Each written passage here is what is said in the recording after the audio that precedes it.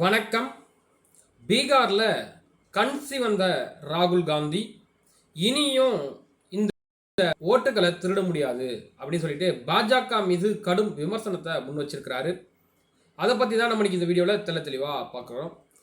காங்கிரஸின் ராகுல் காந்தி உள்ளிட்ட எதிர்க்கட்சி தலைவர்களில் பீகாரில் வாக்கு திருட்டு புகார் தொடர்பாக வாக்காளர்களுக்கு அதிகாரம் வழங்க வேண்டும் அப்படின்ற யாத்திரையை நடத்துகிறாங்க.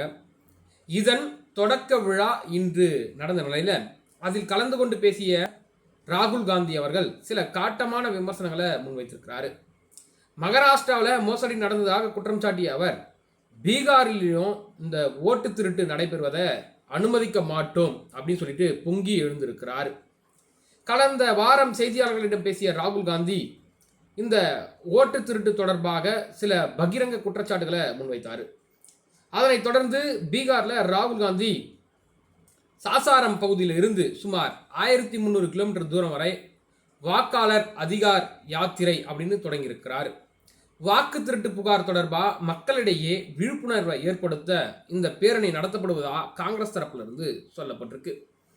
ராகுல் காந்தியுடன் அவரது கட்சி தலைவர் மல்லிகார்ஜுன் கார்கே, ஆர்ஜேடி தலைவருமான லாலு பிரசாத் யாதவ், தேஜஸ்வி யாதவ் ஆகியோரும் இதில் கலந்து கொண்டு இருக்கிறாங்க. ராகுல் காந்தி இந்த யாத்திரை குறித்து பேசும்போது என்ன சொல்றாருன்னா, அரசியல் சாசனத்தை காக்கும் இந்த போராட்டம் பீகாரில் இருக்கக்கூடிய எல்லா மாவட்டத்திலையும் நடைபெறும் அப்படின்னு சொல்லிட்டு அவர் குறிப்பிட்டிருக்கிறார். இந்த நிகழ்ச்சியில் பேசிய ராகுல் காந்தி தேர்தல் ஆணையத்தின் செயல்பாடுகளை கடுமையான விமர்சனங்களை முன் வச்சிருக்கிறார்.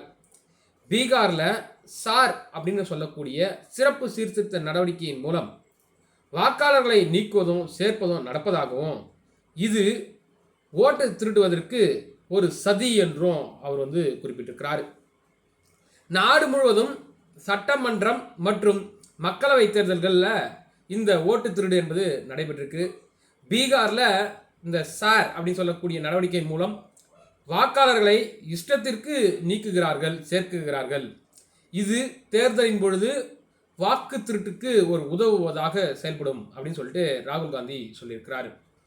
இந்த ஓட்டு திருட்டு குறித்து நான் புகார் அளித்தால் என்னிடம் பிரமாண பத்திரத்தை சமர்ப்பிக்க வேண்டும் என தேர்தல் ஆணையம் கேட்குறாங்க.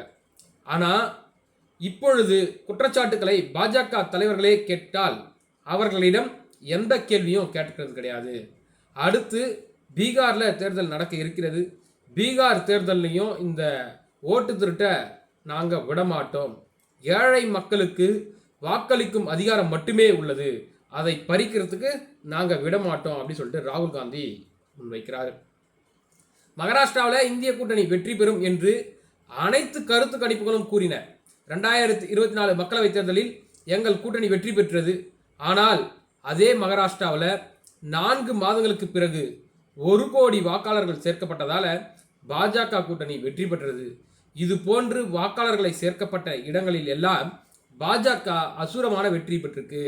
இப்படி ஓட்டு திருட்டு நடைபெற்ற இடங்கள்லாம் பாஜக வெற்றி பெற்றிருக்கிறாங்க. பீகாரில் நடந்த இந்த சார் நடவடிக்கைக்கு எதிராக ராகுல் காந்தியும் அவரது இந்திய கூட்டணி கட்சியினரும் தொடர்ந்து போராட்டம் நடத்தி வராங்க. அதன் ஒரு பகுதியாகவே இந்த யாத்திரை நடைபெறுகிறது. இந்த யாத்திரை 20க்கும் மேற்பட்ட மாவட்டங்களை கடந்து செல்லும் வகையில் திட்டமிட்டிருக்கிறது.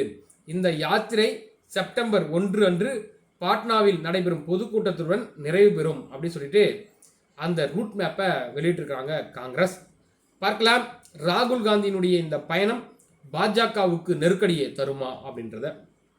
மேற்கண்ட தகவல்கள் அனைத்தும் செய்தித்தாள்களிலிருந்து பெறப்பட்டவை. இது என்னுடைய சொந்த கருத்து என்பது கிடையாது.